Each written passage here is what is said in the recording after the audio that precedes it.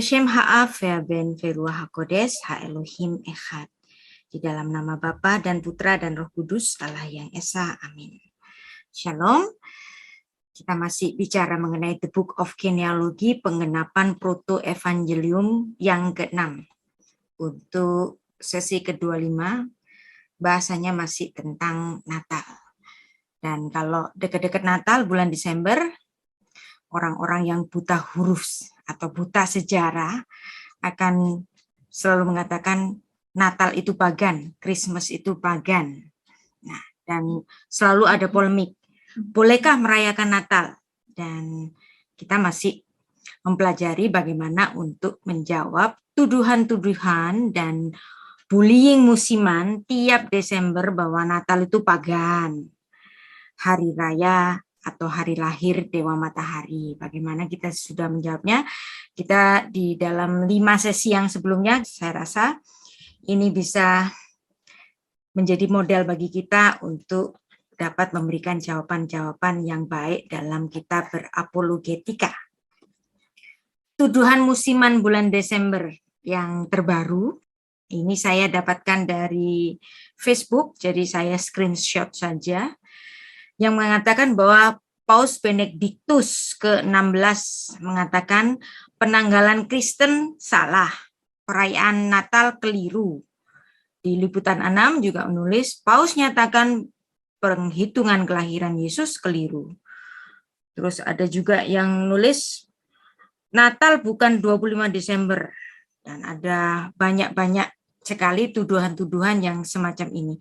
Tapi apakah betul Paus Benediktus mengatakan demikian? Karena Paus Benediktus itu sebelumnya dikenal dengan nama Kardinal Ratzinger, ya, Joseph Ratzinger.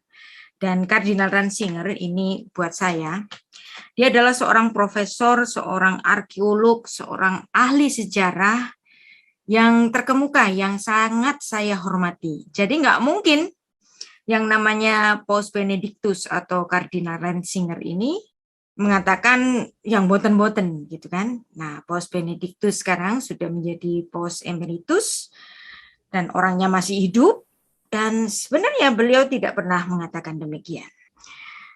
Misalnya di sini Liputan 6, Paus nyatakan penghitungan kelahiran Yesus keliru. Nah, ini mesti ditelusuri kelirunya itu yang mana. Dan dalam konteks apa kelirunya? Apakah di dalam 25 Desembernya tanggalnya itu ataukah di dalam penghitungan tahunnya? Nah, maka seperti yang sudah kita pelajari, kita harus trust but verify. Percaya tapi nggak boleh percaya buta. Seperti pepatah Rusia mengatakan, doveryae no poveryae. Trust but verify. Bahwa keyakinan teologis kita harus dapat dikonfirmasi dengan keyakinan sejarah. Maka marilah kita bersama-sama membaca dari buku Paus Benediktus, buku yang berjudul The Infancy Narrative Jesus of Nazareth, supaya kita jangan salah paham. Beberapa hari yang lalu, kalau nggak salah, saya sudah memberikan kopi buku ini pada Ibu Ceria atau Ibu Shelly ya. Kalau yang belum dapat bisa minta ya, karena ini e-book. Jadi kalau mau baca bukunya dalam bahasa Inggris, misalnya di sini, di halaman 51, itu menuliskan Dionysius yang menetapkan kalender Masehi, ternyata dia melakukan kesalahan penghitungan beberapa tahun. Maka historis penanggalan kelahiran Yesus Kristus harus ditempatkan beberapa tahun sebelumnya. Jadi bukan tahun 1 Masehi. Ya, mestinya kan kalau kalender Masehi, dan Masehi itu adalah artinya Mesias, berarti kelahiran ini didasarkan dari kelahiran Sang Mesias, maka seharusnya Yesus itu lahir pada tahun 1 Masehi. Tetapi ternyata setelah dihitung-hitung, Yesus nggak lahir tahun 1 Masehi. Tapi berapa? -4 sebelum Masehi atau -5 sebelum Masehi untuk Desember ya. Nah, dan juga di sini juga menuliskan bahwa kelahiran Yesus itu memang di Bethlehem, tetapi Annunciation, jadi konsepsi ketika malaikat Gabriel itu datang kepada Maria, itu memang adanya di Nazaret. Kemudian si ibu Maria ini, ibu dari Yesus ini, melakukan perjalanan sejauh kira-kira 188 kilometer dari Nazaret ke Hebron, ke rumahnya Elizabeth sanaknya itu. Dan disitulah Bunda Maria itu terlindungi di dalam asuhan seorang imam di bait suci, yaitu Imam Zakaria yang sekaligus adalah suami dari Elizabeth. Jadi kita belajar mengenai kalender Yahudi ke Masehi. Tentu saja pada zamannya Yesus dulu orang-orang Yahudi pakai kalendernya orang Yahudi dong. Nah, kalender Yahudi adalah kalender yang tertua yang pernah ditemukan. Nah, disebut dengan Seder Olam atau tatanan semesta, dan ini disusun oleh Rabbi Yose ben Halafta. Dan aturan kalender ini didasarkan pada usia orang-orang yang tercatat dalam Alkitab dan 6 hari penciptaan. Menurut aturan ini, penciptaan terjadi sekitar tahun 3761 Masehi. Dan ini berdasarkan dari perhitungan tanah Ibrani. Nah, awal tahun Masehi pada kalender Masehi merujuk pada tahun yang dianggap sebagai tahun kelahiran Kristus. Karena itu kalender ini dinamakan menurut Yesus Al-Masih atau kalender Masehi atau Masihia atau kalender Mesias, atau kalau dalam bahasa Latin itu Anno Domini, artinya tahun Tuhanku. Nah, kalau menurut kalender Masehi hari ini kita masuk pada tahun 2021. Kalender Gregorian ini adalah kalender dari gereja Ritus Latin, yaitu gereja Katolik Roma, dan hari ini digunakan hampir di semua negara-negara di dunia. Nggak peduli itu negara komunis, negara sekuler, atau negara agamawi, semuanya menggunakan kalender Gregorian ini, yaitu kalender Masehi, kalender gereja. Nah, kenapa orang-orang seluruh dunia ini bisa memakai kalender dari gereja Ritus Roma? Nah, maka kita harus tahu KTP kita pun menggunakan kalender gereja, yaitu kalender Gregorian atau kalender Masehi. Jadi kalau kita banyak tidak menghormati saudara tua kita, yaitu Katolik Roma, maka Anda perlu tahu bahwa kalendernya itu kita pakai loh, ya. Akte kita, KTP kita, semuanya menggunakan kalender dari kalender Gereja Katolik Roma ini. Nah, kemudian ada kalender Yunani. Nah, ada banyak kalender Yunani kuno, diantaranya adalah Attika dan Athena, dan ini mulai dikenal pada abad ketiga sebelum Masehi. Yang kita pakai sekarang adalah kalender internasional, yaitu kalender gereja, yaitu kalender Gregorian atau kalender Masehi atau disebut dengan Anno Domini, kalender tahun Tuhanku. Dengan tatanan kalender gereja ini, yaitu kalender gereja Katolik Roma, yang menetapkan bahwa setiap hari Minggu itu ada libur setiap pekan. Pada hari Minggu kita mengadakan ibadah raya. Kenapa hari Minggu digunakan sebagai ibadah raya dan itu menjadi hari libur? Karena ini untuk memperingati bahwa Yesus bangkit pada hari Minggu. Jadi setiap hari Minggu kita merayakan kebangkitannya yang terbesar yang mengalahkan dosa itu dengan kebangkitannya itu. Nah, Sabat tetap Sabat, Sabtu tetap Sabtu. Tapi Minggu adalah liburan rutin mingguan. Nah, kita pun yang non-Katolik Roma ini harus tahu siapa sih yang menentukan ini? Gereja Katolik Roma, Ritus Latin, atau sebelumnya boleh juga kita rujuk juga bahwa ini adalah ketetapan dari gereja sebelumnya, sebelum gereja itu terjadi skisma besar. Menurut Paus Benediktus, memang ada kesalahan penghitungan tahun. Tapi hati-hati, ini bukan kesalahan yang jelek, tetapi sebuah kesalahan yang berbuah manis. Kadang Tuhan seperti membiarkan kesalahan untuk menunjukkan karya dan kuasanya. Jadi kalau disebut sebagai tahun Masehi atau Anno Domini, mengapa Yesus Kristus tidak lahir pada tahun 1 Masehi? Nah, inilah sebenarnya yang dicita-citakan oleh Dionysius, seorang rahib dari gereja Katolik Roma, Ritus Latin, dan dia adalah seorang ahli astronomi. Dan dia adalah pencipta dari kalender Masehi ini. Dia juga dikenal sebagai teolog, matematikawan, astronom yang ulung. Ia juga fasih berbahasa Yunani dan Latin. Menurut Dionysius yang menetapkan kalender Masehi pada tahun 525 Masehi, jadi pada abad ke-6 itu dia menetapkan kalender Masehi. Nah, tahun kelahiran Kristus bertepatan dengan 754 tahun berdirinya kota Roma. Nah, niatnya, ini niatnya ya. Niat dari Dionysius ini ingin menjadikan tahun 1 sebagai kelahiran Yesus Kristus. Nah, ini niatnya. Tapi ternyata niatnya itu nggak kesampaian karena dia ada salah penghitungan. Kenapa dia ada salah penghitungan? Karena dia di samping menghitung dari berdirinya kota Roma 754 tahun berdirinya Romawi itu, dia juga mendasarkan dari kapan Kaisar Agustus itu menjadi kaisar.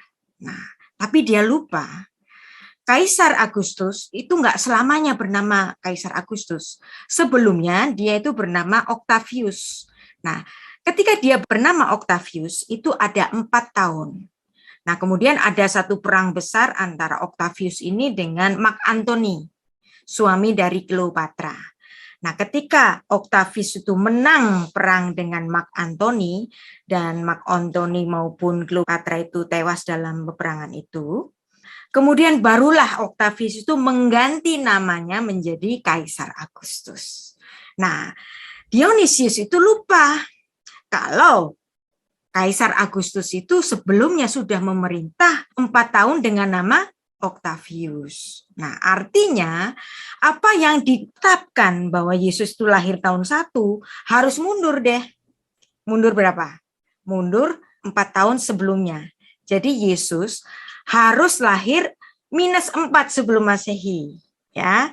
Nah, karena Yesus itu lahir di akhir tahun, maka seperti yang sudah kita pelajari bahwa seperti juga apa yang ditulis dalam Apostolorum Didaskalia, bahwa Yesus lahir pada tanggal 25 bulan 9 atau bulan Kislev yang pada waktu itu equal dengan tahun Masehi 25 Desember.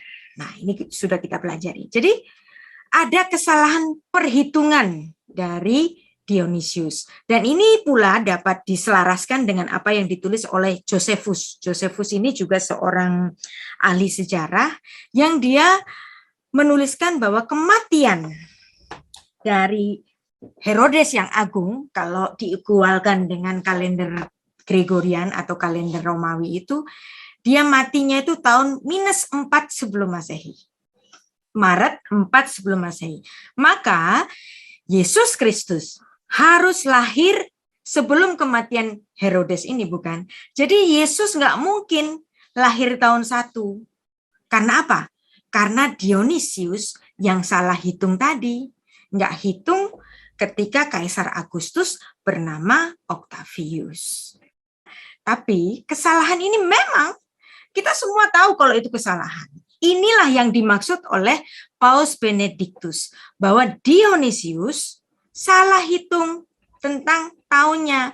Dan itu ada di bukunya, memang ada di halaman 51. Nanti Anda lihat ya. Saya sudah share ini bukunya. Nanti Anda lihat bahwa yang dimaksud oleh Paus Benedictus adalah kesalahan 4 tahun yang tidak terhitung oleh Dionysius tadi. Maka Yesus Kristus lahir 25 Desember 5 sebelum Masehi dan dia disunatkan pada tanggal 1 Januari tahun 4 sebelum Masehi. Nah, Maret tahun 4 sebelum Masehi, disitulah kematian dari Herodes yang agung. Jadi klop deh kalau begini. Nah, jadi kesalahan ini memang diakui oleh gereja, oleh kita semua, oleh para ahli sejarah. Tapi kesalahan ini bukan berarti mengatakan bahwa 25 Desember itu salah, bukan. Karena yang salah hanya perhitungan tahunnya. Jadi seperti yang sudah kita pelajari, yang sudah-sudah, bahwa Yesus Kristus lahir ya equal dengan hari raya Hanukkah waktu itu, yang kalau di dalam kalender Yahudi itu 25 Kislev tahun 3757 yang equal dengan 25 Desember 5 sebelum Masehi. Nah, pada tanggal Januari 14 sebelum Masehi ini Yesus disunat. Nah, ini sudah kita pelajari semua. Jadi kalau ada tuduhan-tuduhan yang beredar di medsos, Anda sudah tahu jawabannya.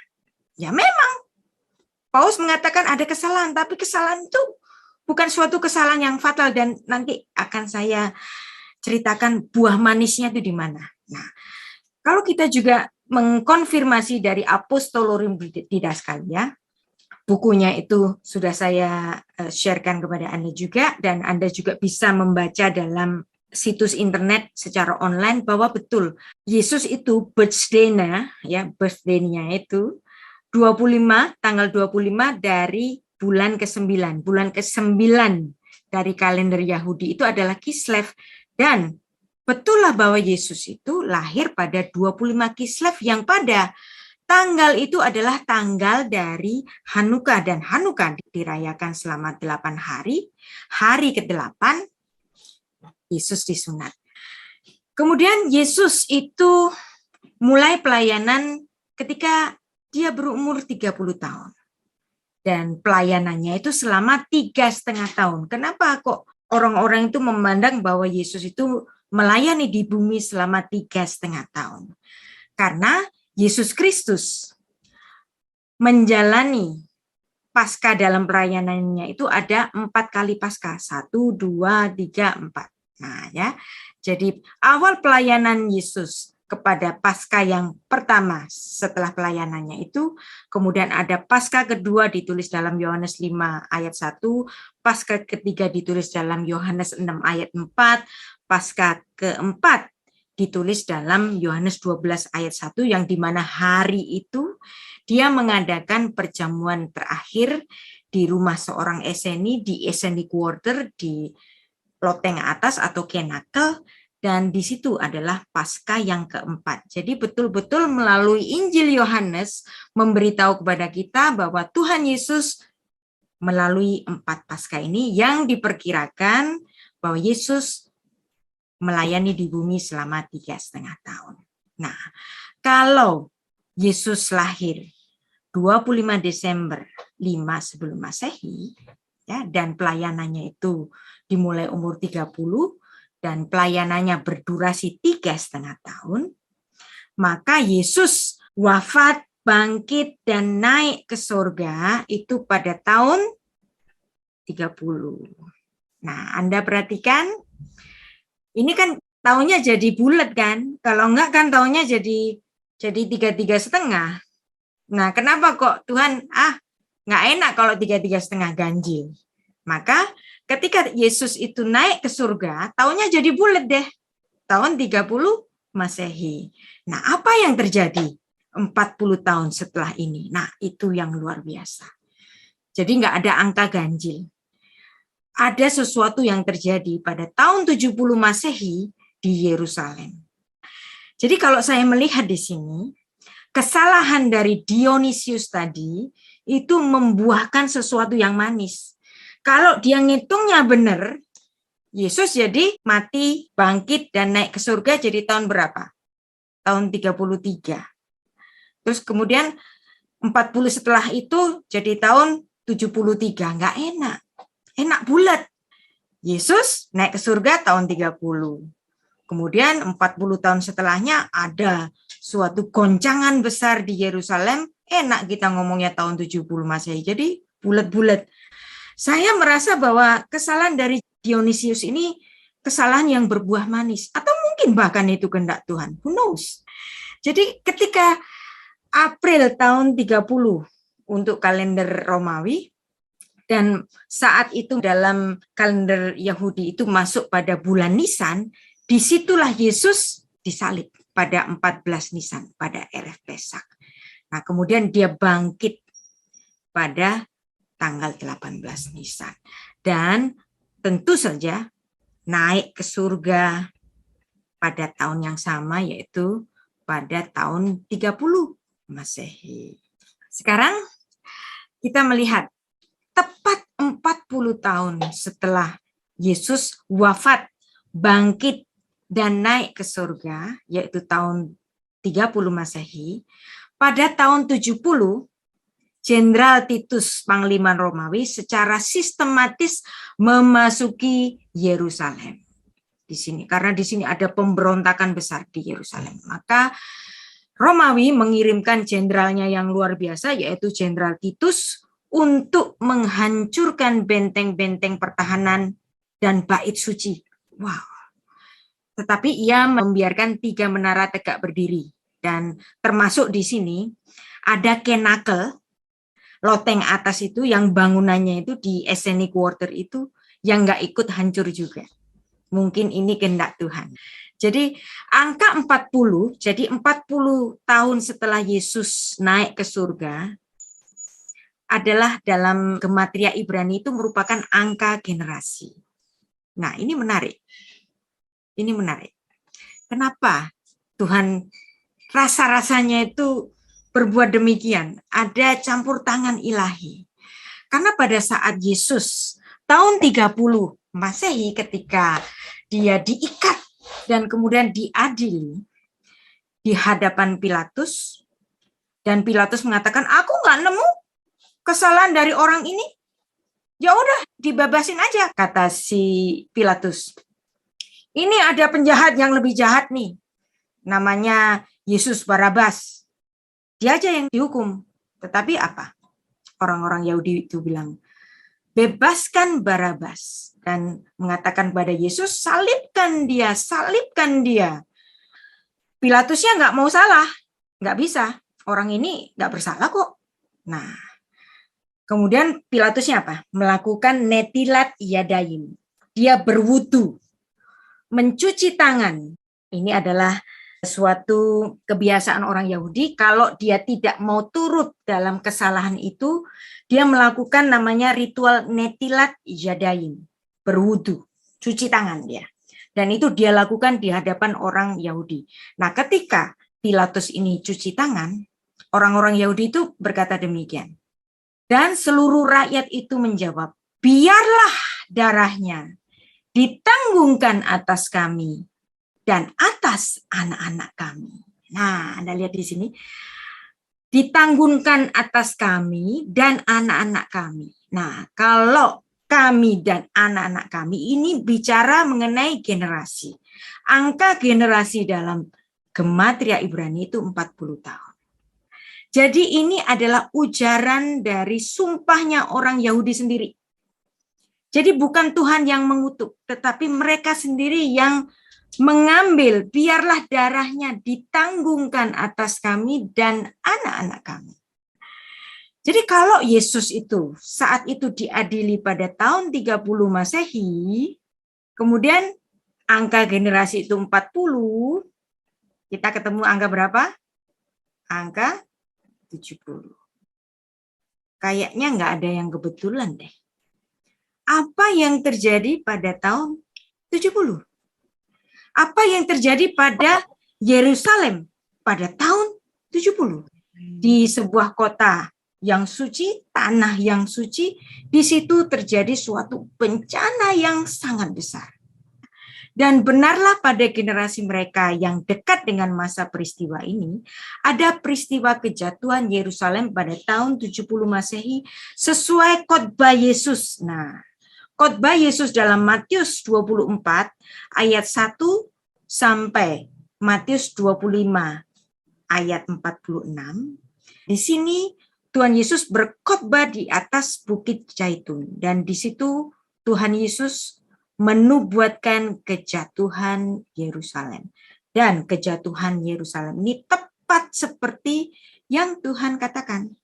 Perang di Yerusalem ini sangat luar biasa menyedihkan. Juga terjadi peristiwa kelaparan di kota Yerusalem yang saat itu dikepung oleh Jenderal Titus. Sungguh sangat memprihatinkan. Jadi Anda lihat di sini, Yerusalem pada zaman dahulu itu dikelilingi oleh tembok. Nah, tembok ini dikepung oleh tentara Romawi di luar. Orang-orang yang pemberontak ini ada di dalam kota Yerusalem. Kota Yerusalem yang di dalam ini, tentu saja kebutuhan logistiknya itu sangat minim karena harus disokong dari luar Yerusalem. Maka tidak ada bahan makanan untuk masuk ke kota itu. Jadi yang di dalam kota Yerusalem nggak bisa keluar, yang di luar Yerusalem mau nolong yang di dalam juga nggak bisa masuk. Karena semua tertutup oleh tentara Romawi di bawah komando dari Jenderal Titus tadi. Nah, itulah kenapa di dalam kota Yerusalem pada tahun 70 Masehi itu terjadi bencana kelaparan yang sangat luar biasa dan sampai apa? Terjadi kanibalisme di seluruh kota. Sampai-sampai anak-anak, bayi-bayi dikorbankan menjadi makanan orang tuanya. Nah, ini luar biasa menyedihkan. Saat itu adalah lebih baik tidak memiliki anak-anak karena anak-anak saat itu dikorbankan untuk menjadi makanan. Nah, total korban di dalam kota Yerusalem itu mencapai 1,1 juta orang Yahudi. Tewas sampai Yerusalem itu hancur. Jumlah ini sangat besar untuk ukuran zaman itu. Jadi Anda bisa bayangkan di dalam kota Yerusalem, kota suci, terjadi kanibalisme saking di situ ada kelaparan. Diperkirakan ketika penghancuran Bait Allah ini sesuai khotbah Yesus dalam Matius pasal 24 sampai 25 tadi, tidak ada korban dari murid-murid Kristus. Karena murid-murid Kristus mendengar apa yang dinubuatkan oleh Tuhan Yesus. Tuhan Yesus berkata, kalau kamu mendengar deru perang, larilah ke pegunungan. Nah, menurut catatan dari Bapak Gereja Eusebius, kira-kira pada abad 3 Masehi ini atau tulisan dari Epifanius, mengatakan bahwa ketika jemaat Kristus mula-mula ini, pada saat berlangsungnya perang besar di dalam Yerusalem dalam kepungan Jenderal Titus tadi, murid-murid Yesus itu sudah mendengar dan mempelajari nubuat Tuhan Yesus itu, mereka lari ke Transyordan, yaitu kemana? Ke Pela, menyeberangi Yordan di sini, ke utara menuju ke Pela di sini. Maka diperkirakan tidak ada murid-murid Kristus di dalam kota Yerusalem. Jadi yang di dalam kota Yerusalem ini adalah orang-orang yang bukan murid Kristus, yang mereka memang memberontak pada pemerintah Roma dan pemerintahnya Roma menghajar mereka dengan mengepung yang di dalam Yerusalem nggak bisa keluar, yang di luar nggak bisa menolong yang di dalam. Maka terjadilah bencana kelaparan yang sangat luar biasa itu. Nah, murid-murid Yesus tidak mengangkat senjata untuk melawan orang-orang Romawi ini, tetapi mereka berpindah kemana? Ke Pela di sini. Dalam catatan siapa? Catatan Bapak Gereja Eusebius dan Epifanius, ya. Nah, semua kita apa yang kita pelajari di sini bisa dikonfirmasikan dengan catatan sejarah. Nah, sekarang kita membaca catatan sejarah dalam Jewish War yang ditulis oleh seorang Yahudi namanya Josephus dalam buku yang ke-6, chapter 193. Nah, di dalam buku Jewish War, tulisan dari Josephus ini mengatakan ada seorang perempuan namanya Maria, putri dari Eleazar dari Betesuba, mengisahkan suatu kisah yang sangat pilu tentang kanibalisme yang terjadi akibat kelaparan selama pengepungan tentara Romawi oleh Jenderal Titus pada Agustus 70 Masehi. Kisah ini adalah menjadi salah satu dari kisah tentang kengerian yang diderita oleh Yerusalem pada musim panas tahun 70 Masehi. Josephus menceritakan bahwa ada seorang perempuan yang sangat kelihatannya lemah lembut, putri Eleazar, anak seorang kaya raya. Walaupun berasal dari Perea, kemudian dia tinggal di Yerusalem. Dia adalah dari keluarga yang sangat terkenal kekayaannya, bergelimang harta dan makanannya. Tapi ketika terjadi pengepungan di Yerusalem itu, dia melakukan sesuatu yang enggak diduga-duga. Ketika kelaparan sedang melandanya dan amarah menguasainya lebih cepat, karena orang kalau lapar itu suka marah-marah dan bahkan kadang-kadang hilang nalarnya. Nah, Maria itu berkata pada bayinya, "Hai tungau kecil yang malang, dalam perang kelaparan dan perselisihan sipil, mengapa aku harus membuat kamu tetap hidup? Dengan Roma yang ada perbudakan dan itu hanya hidup ketika mereka datang, tapi kelaparan mencegah perbudakan dan para partisan lebih kejam dari keduanya itu. Maka kamu harus menjadi makanan bagiku." Kemudian dia membunuh bayinya sendiri, kemudian memanggangnya dan memakannya dan menyembunyikan sisanya.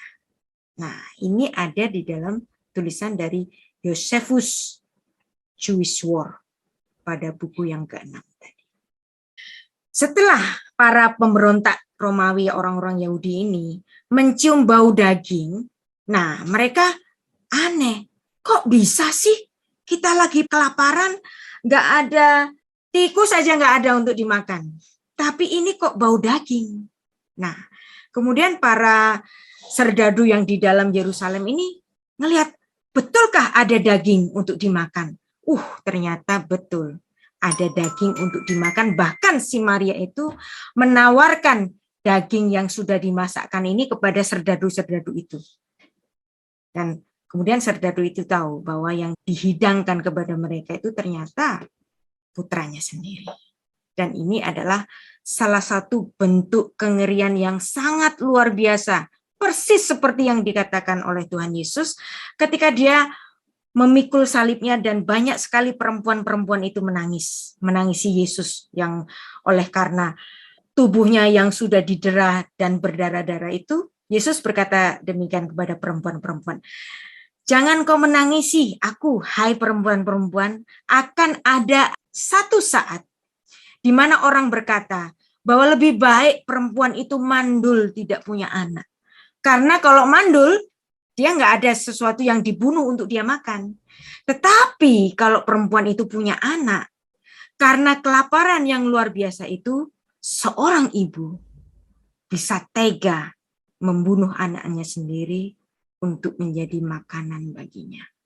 Dan apa yang terjadi di Yerusalem ini merupakan suatu nubuat, penggenapan nubuat seperti yang dituliskan dalam Ulangan 28 ayat 53 sampai 57, bahwa kalau sampai bangsa pilihan Tuhan itu terjadi suatu kesulitan yang sangat luar biasa, bahkan sampai terjadi kanibalisme, itu adalah suatu hukuman Tuhan yang terbesar.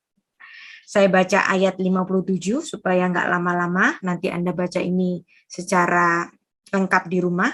Ayat 57, "Karena Uri yang keluar dari kandungan, ataupun karena anak-anak yang dilahirkannya, sebab karena kekurangan segala-galanya, ia akan memakannya dengan sembunyi-sembunyi dalam keadaan susah dan sulit yang ditimbulkan musuhmu kepadamu di dalam tempatmu." Jadi ini betul-betul terjadi pada tahun 70 Masehi ketika seorang yang bernama Maria, anak seorang kaya luar biasa, sampai kelaparan, seorang yang nggak mungkin melakukan kejahatan karena segalanya terpenuhi oleh harta bapaknya. Ketika terjadi kelaparan itu, dia tega membunuh anaknya sendiri untuk dijadikan makanan bagi dirinya. Pada tahun 70 Masehi ada di catatan sejarah Josephus, Jewish of the War, buku ke-6. Nah, kejatuhan Yerusalem itu diperingati dengan istilah Tisha B'Av atau tanggal 9 bulan Av. Nah, kejatuhan Yerusalem tahun 70 Masehi ini ternyata sama dengan terjadinya ketika orang Yahudi itu dibuang ke Babel selama 70 tahun, nah 70 lagi kan, 70 tahun dibuang ke Babel. Ketika Nebukadnezar itu meruntuhkan atau menjarah bait Allah, itu juga pada hari yang sama, yaitu tanggal 9 bulan Av, atau dalam bahasa Ibrani itu Tisha B'Av. Maka pada setiap tanggal 9 bulan Av kalender Yahudi, orang Yahudi semuanya itu berpuasa karena memperingati dua peristiwa besar, yaitu peristiwa kehancuran bait Allah oleh Nebukadnezar yang membuahkan mereka harus dibuang ke Babel selama 70 tahun, dan Tisha B'Av pada tahun 70 Masehi ketika bait Allah itu runtuh, nggak tersisa satu batu pun dari bangunan itu, dan itu terjadi pada tahun 70 Masehi pada tanggal yang sama, Tisha B'Av, tanggal 9 bulan Av. Apa yang tersisa dari bait Allah itu? Bangunan induknya sendiri hancur total luar biasa, tidak tersisa. Yang tersisa hanyalah tembok yang kemungkinan cuma sekitar 60 meter. Nah, jadi kalau Anda nanti ada kesempatan kembali ke Tanah Suci, sekarang kita sudah tahu latar belakangnya. Ini adalah tembok mungkin tembok seperti tembok pagar gitu, tapi bukan bangunan induk. Dan oleh orang Yahudi disebut sebagai Hakotel Hama'aravi atau tembok barat.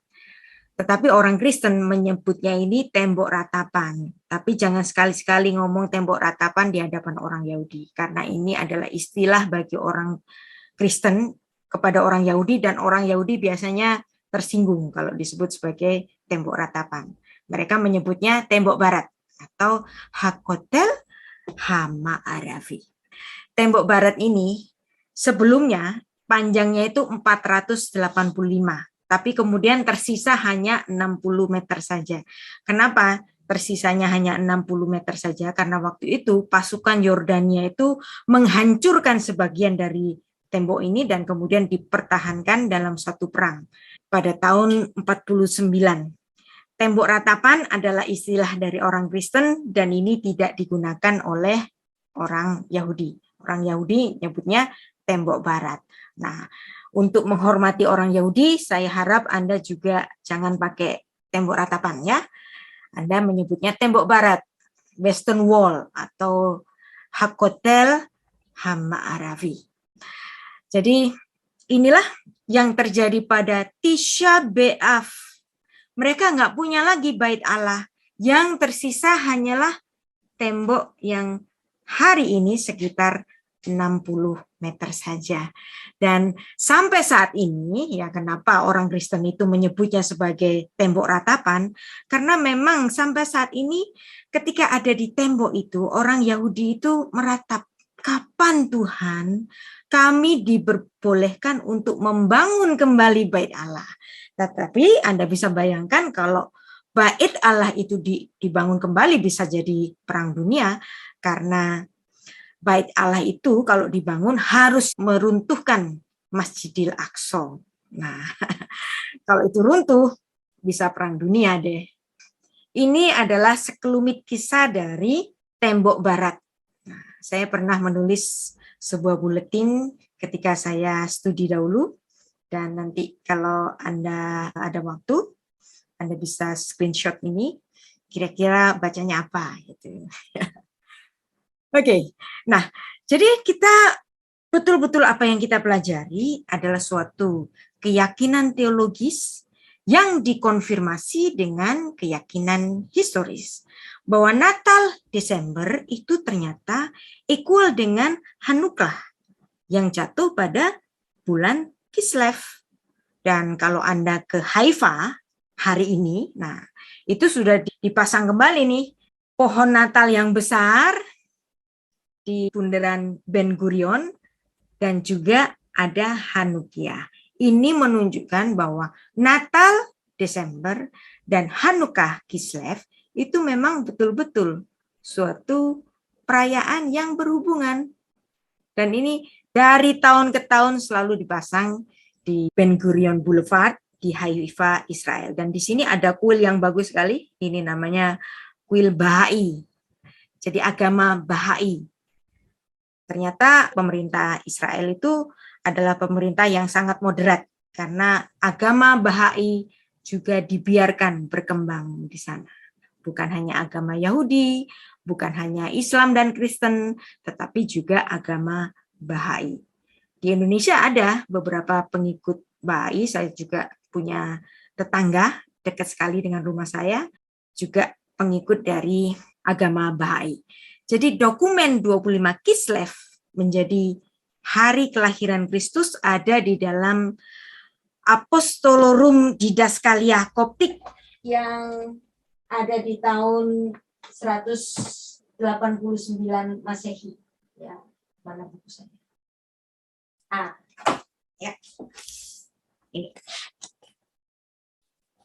Jadi Apostolorum Koptik Didaskalia, atau ini yang sudah diterjemahkan dari gereja ortodok yang lain, Apostolorum Didaskalia, ada juga di dalam bukunya Pak Bambang Nursena yang beliau menerjemahkan dari dokumen Koptik yang berbahasa Arab dan diterjemahkan di dalam bahasa Indonesia, yang menuliskan betul-betul ada tanggal 25 bulan ke-9, yaitu 25 Kislev, yaitu hari pertama dari Hanukkah itu.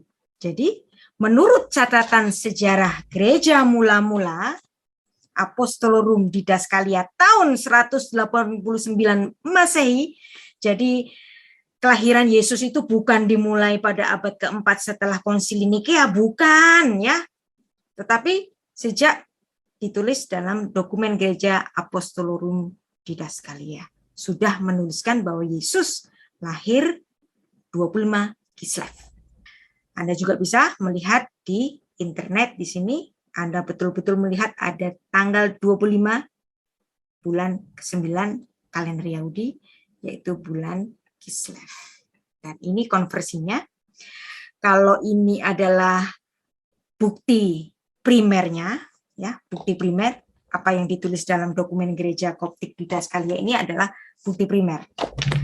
Dan saya menempatkan konversi ini sebagai bukti sekunder yang cukup juga untuk menjadikan suatu hal yang membuat kita terperangah. Wow, ternyata 25 Desember 5 sebelum Masehi itu equal dengan 25 Kislev tahun Yahudi 3757.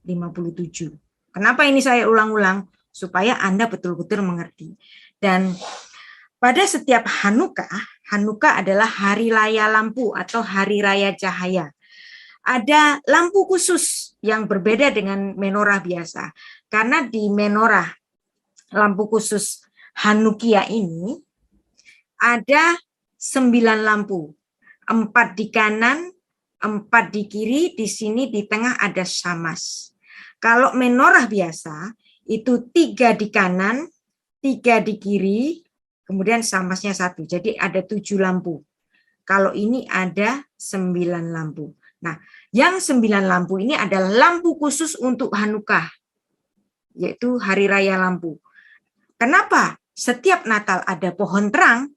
Nah, itu adalah pengaruh dari Hanukkah ini. Nah, kalau Anda jalan-jalan ke Haifa tadi, meriahnya Hanukkah dan Natal itu dirayakan secara bersama-sama. Dan tanggal 20 Kislev betul-betul 25 bulan 9 adalah Hanukkah, Jewish holiday. Ini catatan sejarah. Apostolorum Didaskalia juga catatan sejarah. Jadi keyakinan kita merayakan Natal pada 25 Desember diperkuat dengan catatan sejarah. Bukan klaim palsu, betul-betul catatan sejarah. Dan kata Hanukkah kalau dilihat dari gematria Ibrani ini sangat luar biasa. Hanukkah. Nah, ini kalau dipenggal ini luar biasa. Han itu istirahat. Kah. Nah, kaf ini nilainya berapa? Coba kaf. Kaf nilainya 20. Terus kemudian ada he, ya. He nilainya berapa? 5. Berarti apa? Hanukah. Hanu 25.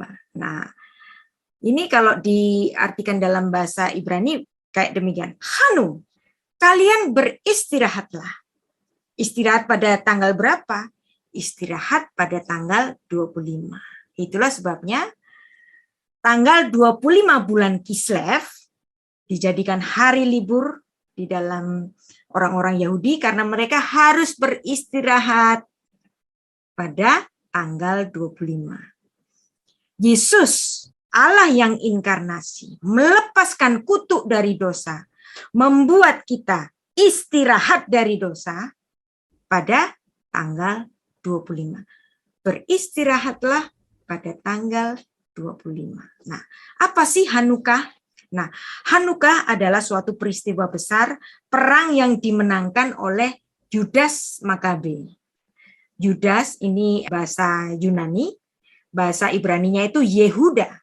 Nah, kalau di bahasa Ibrani kan kita sering mendengarnya Yudas Makabe, tapi ini adalah nama terjemahan. Nama aslinya adalah Yehuda Hamakabi.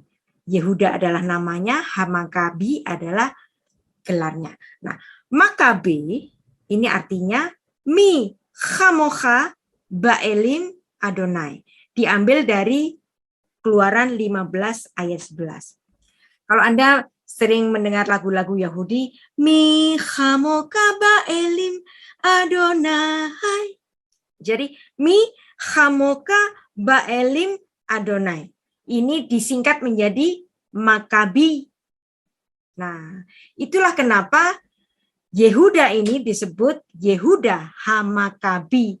Kenapa? Karena Yehuda ini mengambil Keluaran pasal 15, yaitu Syirat Hayam, sebuah pujian yang diciptakan oleh Nabi Musa ketika dia berperang melawan orang-orang Mesir dan ternyata Tuhan sendirilah yang berperang. Maka kemudian Keluaran 15 ini menjadi inspirasi bagi Yehuda untuk memimpin pemberontakan melawan dari Antiochus Epiphanes ini. Nah, di situ oleh karena dia menempatkan Tuhan sebagai panglima perang, maka Yehuda Hamakabi atau Yudas Makabi ini menang melawan perang. Kenapa terjadi suatu pemberontakan? Nah, kita perlu tahu sejarah Hanukah. Nah, jadi sejarah Hanukah itu terjadi demikian. Tahun 1010 sebelum Masehi, Raja Daud memerintah kerajaan Israel. Kemudian tahun 962 sebelum Masehi, Raja Salomo menjadi raja dan membangun Bait Allah. Kemudian tahun 931 sampai 930 Salomo mati dan kemudian negara Israel itu terpecah menjadi dua. Satu Israel Utara, satu Israel Selatan, merupakan kerajaan dari dinasti Daud. Dan kemudian pada tahun 586 sebelum Masehi ada penjarahan pada Bait Allah dan kemudian orang-orang Yahudi dibuang ke Babel. Nah, kemudian oleh karena Kores yang berkuasa atas Babel, dia adalah raja dari Persia, kemudian memerintah Babel, kemudian mengembalikan umat Allah ini ke tanah suci. Nah, ketika mereka kembali ke tanah suci, mereka bukan menjadi orang yang merdeka, mereka tetap menjadi jajahan. Jajahan dari apa? Dari Babel, Rusia, Media. Kemudian kerajaan dari Makedonia yaitu Alexander Agung menguasai tanah Yudea atau tanah suci. Ternyata Alexander Agung ini mati muda kan?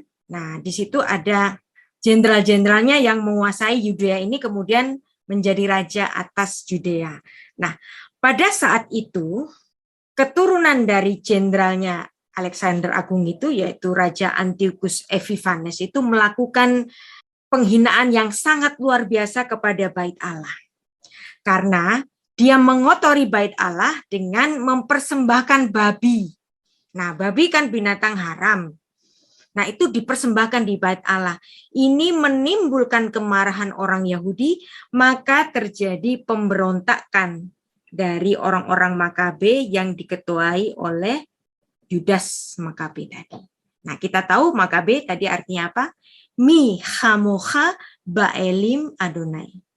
Siapa yang seperti engkau di antara para Allah? Ya Tuhan. Nah, diambil dari Keluaran pasal 15, yaitu pujian yang digubah oleh Nabi Musa. Mengenai pemberontakan Yudas Makabe ini, nggak ada di Alkitab protokanonik, adanya di kitab Deuterokanonika. Nah, ya kan? Biasanya orang non-Katolik ini anti dengan Deuterokanonika. Ya memang namanya juga Deuterokanonika, bukan protokanonika. Jadi Deuterokanonika ini tidak selevel dengan kitab protokanonik yang 66 kitab itu. Tetapi Makabe ini masuk dalam kitab Deuterokanonika. Ini nggak boleh dibuang sebenarnya. Karena bagaimanapun kitab Makabe ini penting. Penting untuk apa? Untuk konfirmasi sejarah. Sejarah apa? Sejarah Hanukah, pentahiran Bait Allah.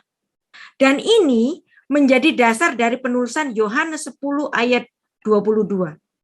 Nah, dan terjadinya waktu itu terjadi pada tanggal 25 Kislev, yang dimana Yudas Makabe itu menang atas peperangan dengan Raja Antiochus Epiphanes pada tahun 167 sampai 164 Masehi. Dan pada saat itu, ketika Yudas Makabe itu masuk ke Bait Allah dan mentahirkan kembali Bait Allah yang sudah dikotori oleh Raja Antiochus Epiphanes yang mempersembahkan babi di Bait Allah, maka dia mengadakan pembersihan. Nah, pembersihan itu sedianya harus ada menorah yang dinyalakan.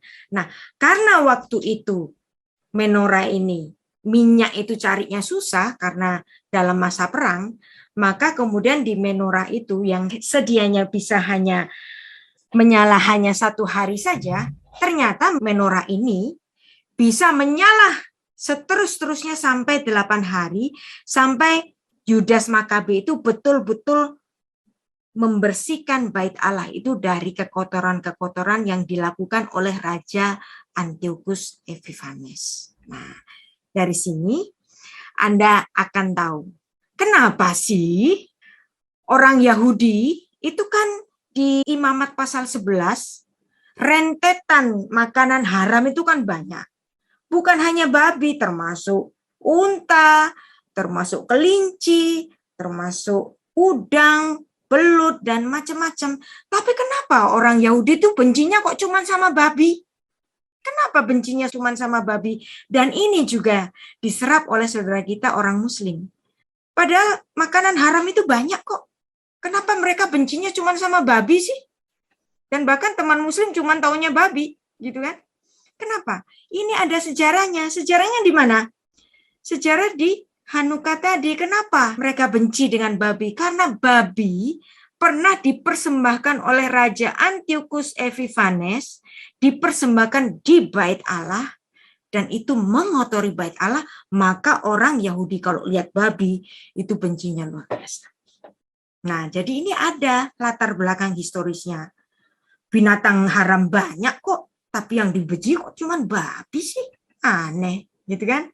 Nah, ini ada historisnya. Nah, historisnya di mana? Hanya ada ditulis di kitab Makabe. Jadi orang Kristen non-Katolik, Anda jangan benci lagi dengan kitab Deuterokanonika. Di konteks-konteks tertentu, kitab ini penting untuk konteks sejarah. Yang namanya satu literatur kuno, bagaimanapun itu adalah suatu pusaka. Ya memang pusaka ini tidak equal dengan kitab protokanonik yang 66 kitab ini. Tetapi kitab ini selayaknya tidak dibuang. Karena dapat juga untuk memberikan konfirmasi sejarah. Jadi di sini ada satu timeline bahwa pada saat dulu itu ada suatu skisma besar tahun 1054 di sini. Nah, dulu gereja itu satu, kemudian terpecah Katolik Timur dan Katolik Barat. Nah, yang Katolik Barat ini menelurkan berbagai-bagai aliran termasuk Protestan, termasuk karismatik, baptis dan seterusnya. Nah, kita semua ini ya, kebanyakan yang di sini adalah pecahan dari Katolik Roma ini. Dan Katolik Roma itu ternyata juga melahirkan kalender yang kita pakai sekarang ini, yaitu kalender Gregorian. Nah, maka kita sebagai seorang non-Katolik, saya harapkan kita semua tetap menghargai Katolik Roma maupun Ortodoks sebagai saudara tua kita.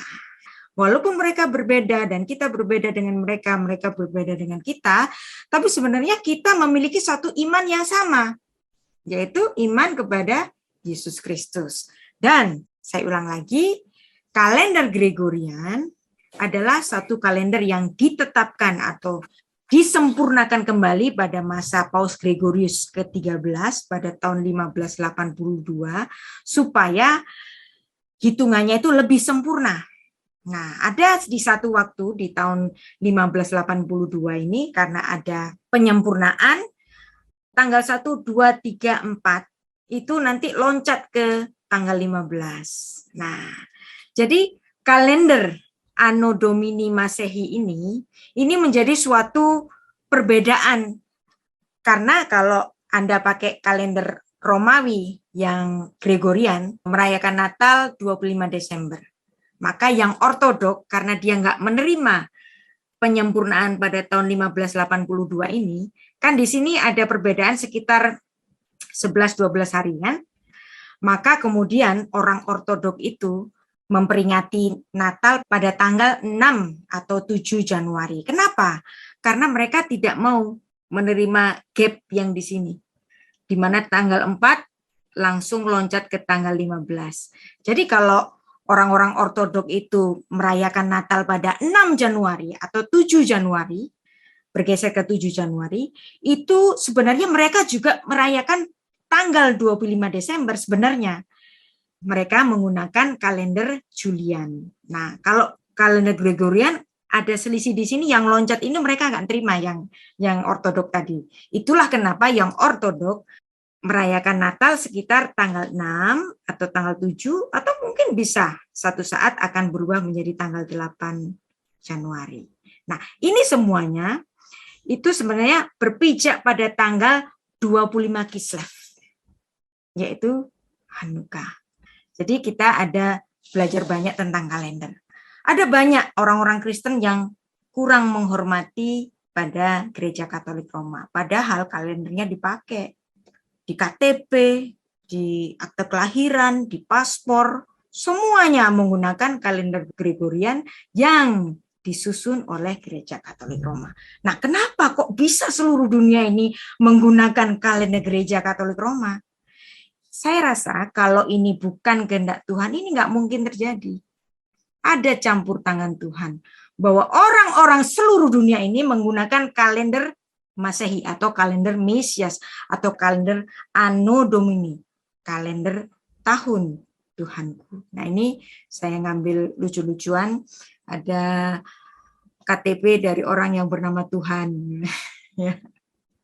Satu lagi ada SIM dari orang yang bernama Syaiton. Bagaimanapun mereka itu semuanya menggunakan kalender Gregorian. Jadi Natal adalah Hanukkah 25 Kislev.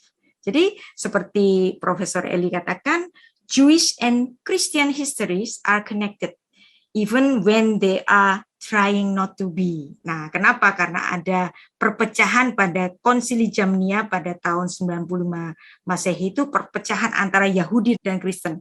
Itulah kenapa semua dokumen kekristenan setelah itu semuanya ditulis dalam bahasa Yunani, tidak menggunakan bahasa Ibrani. Karena ada perpecahan. Tetapi sebenarnya ada koneksitas antara Kristen dan Yahudi. Karena Yesus memang terlahir sebagai orang Yahudi. Dan kita akan banyak belajar mengenai keyahudian nanti tanggal 6 Januari. Nah, kenapa Yesus harus lahir pada Hari Raya Lampu? Karena Yesus adalah terang dunia. Seperti yang dia katakan dalam Yohanes 8 ayat 12, Ani or haolam. Akulah terang dunia. Dan seperti juga yang ditulis dalam 1 Yohanes 1 ayat 5, Allah adalah terang. Dan Hanukkah adalah Natal, Natal adalah Hanukkah, dan ketika Hari Raya Hanukkah atau hari raya pentabisan bait Allah ditulis dalam Yohanes 10 ayat 22 sampai 23. Pada saat hari ulang tahunnya, Yesus Kristus ini berjalan-jalan di bait Allah merayakan kelahirannya, dan dia merayakannya dengan apa di situ? Mengajar di bait Allah. Nah, betul-betul Tuhan Yesus dituliskan dalam Yohanes 10 ayat 22 sampai 23. Yesus merayakan Hanukkah, hari raya pentabisan bait Allah yang hanya ditulis dalam kitab 1 Makabe tadi, kitab Deuterokanonika. Kenapa ini penting bagi kita? Karena memang hari raya Hanukkah, hari raya lampu, dan Yesus adalah terang dunia, dan dia memilih hari raya terang itu sebagai hari kelahirannya. Bukan kebetulan. Kalau dia lahir pada 25 bulan Kislev, maka dia disunatkan pada tanggal 2 bulan Tevet atau tanggal 1 Januari. Jadi tanggal 25 Desember sebagai Natalnya, tanggal 1 Januari sebagai hari penyunatannya. Itulah kenapa kita meniup trompet, karena kita memperingati satu kemurahan Tuhan yang memberikan anak domba yang darinya, maka kita meniup shofar karena anak domba yang tanduknya ini tertambat pada semak belukar, itu untuk menandai Allah yang sangat mencintai dunia ini sehingga mengirimkan anaknya yang tunggal bagi kita untuk menjadi korban bagi penebusan dosa bagi kita.